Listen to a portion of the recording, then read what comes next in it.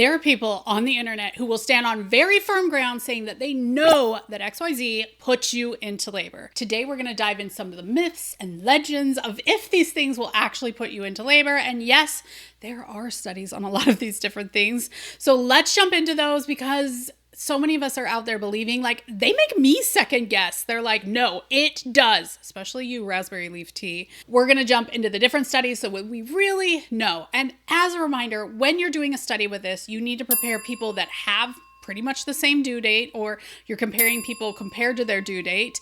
And if they went into labor sooner than those who didn't do the thing, that's what we're comparing, not just that they did go into labor, because if you're close to your due date, a lot of you are going to go into labor no matter what the heck you do. So let's jump into it.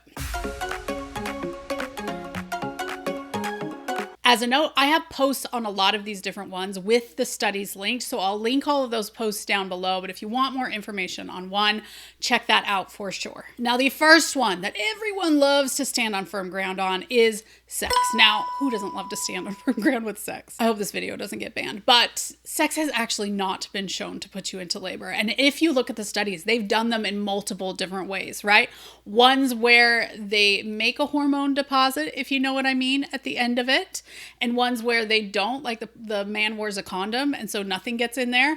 Ones with the O, ones without the O. And overall, as far as like putting you into labor, like you go into labor in the next 48 hours, sex really has not been shown to do that. Now, it has been shown to soften your cervix if you do it frequently in the last few weeks. And with a few of these, I actually have a whole video on things you can do that will prepare your cervix. I'm going to link that video down below, but that's different than like putting you into labor tonight. Those are two different things. But I do love that we have options to soften your cervix, to get it prepared, because I think it's so many people are getting induced.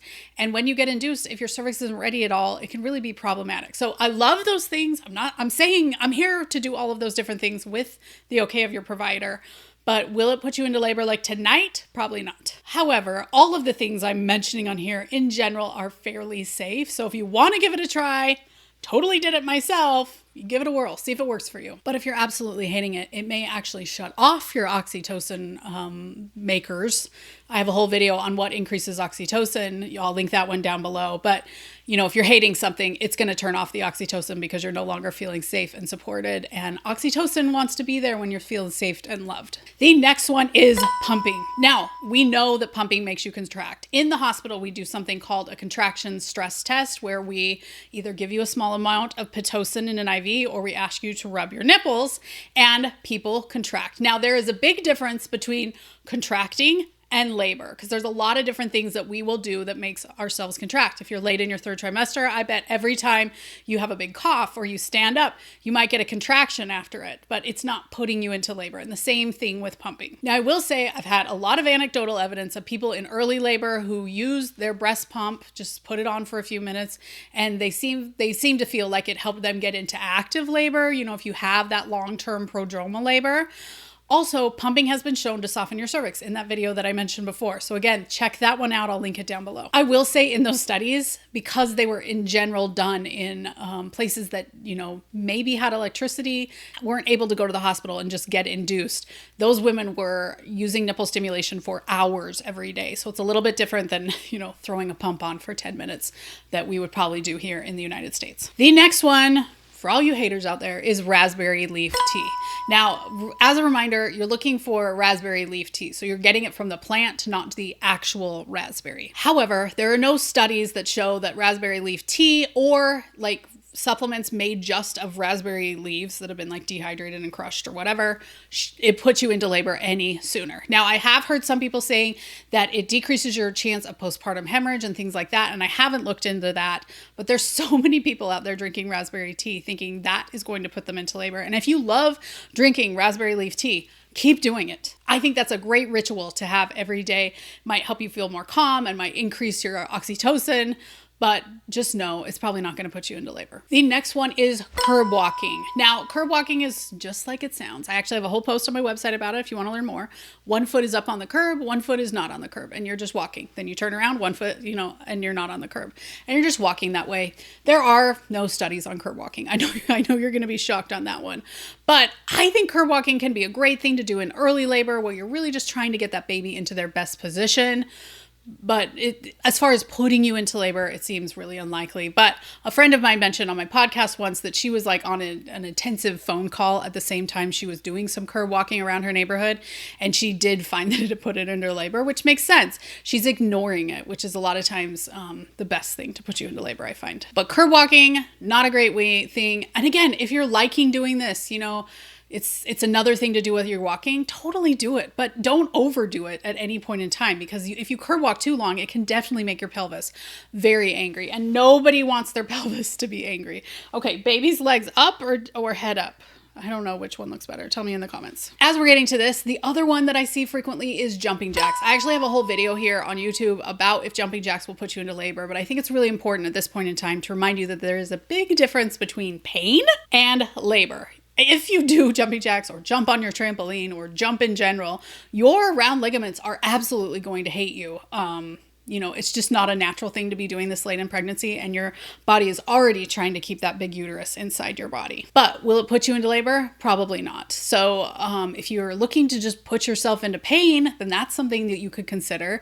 And again, if you want to do any of these, I would talk with your provider before considering doing any of them. But jumping jacks have not been proven to put yourself into labor. I have a whole post on my website about it too. The next one is stripping membranes. Now, the studies are pretty mixed on this one. Some say that it did put you into labor. As a reminder, these types of studies will compare somebody with their due date. So if they got their membranes stripped 1 week before their due date, versus someone who did not get their membrane stripped 1 week before their due date, who went longer being pregnant, right?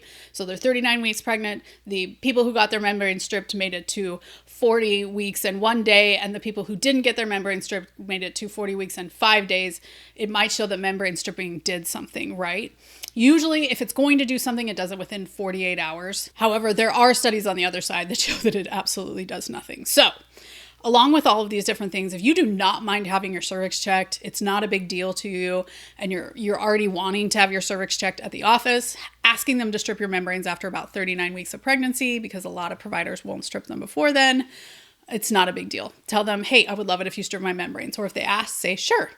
If you absolutely hate having your cervix checked, stripping your membranes is going to hurt even more than an average cervical exam. So it may just not be the thing for you, because again, it's not going to make you safe or comfortable, and it's going to shut off those oxytocin receptors. So kind of decide which is best for you. When people ask me, I just ask them, do you mind cervical exams? And if they're like, yes, I'm like, I wouldn't do it then. And if they're like, no, I'm like, sure, give it a try. For me, especially on second and third baby, I did not mind cervical exams at all. And I was like, strip away, like sweep everything out of there if you can, because I want to have this baby. My last baby, by the way, I was 12 days overdue. So I totally get where you guys are coming from, being miserable, not wanting to get induced. That was totally me. Another one I hear a lot is hot baths. And I have a whole post on my website. Again, it has not been shown to put you into labor. And ultimately, you really don't want to be having a hot bath during pregnancy. It's not great for baby, and it's really not great for you. So a warm bath that makes you feel comfortable and safe, again, lets that oxytocin flow. But a hot bath that's stressing you out, it's going to shut off that oxytocin. So a bath can be really great. Personally, I had a really hard time getting into the bathtub, especially later on in pregnancy, especially with just how our bathtubs were configured in our homes. So I much preferred a warm shower to just let the water hit my back, or straight up going to a pool where, I would get to feel the weight of that baby off of my belly. Not the hot tub, just the pool. And finally, the one I see all the time is Eggplant. Now, this is the thing. There was a restaurant who gave people who were 39 weeks pregnant coupons to go to the restaurant and have Eggplant. And some of those people went into labor within the next week. But if you had given everyone who's 39 weeks something, some of those people would go into labor. That's how due dates work. And so this restaurant was like, we make you go into labor, but in reality, due dates make you go into labor. If you love eating eggplant Parmesan, it can be a really healthy, fiber-filled way to eat dinner. If you hate eating eggplant Parmesan like me, don't eat it. So this is how a lot of these studies are done. I see the Starbucks pink drink out there all the time. People who are like close to their due date and they're like, I went into labor 2 days later. But would they have gone into labor 2 days later either way? Is Starbucks just making a lot of money off of us? I don't know. You make the choice. If you are loving doing these things, if you love eating eggplant Parmesan, you love doing jumping jacks, you love drinking the pink drink, then do it because that makes you feel safe and comfortable. And that's what your body needs to go into labor.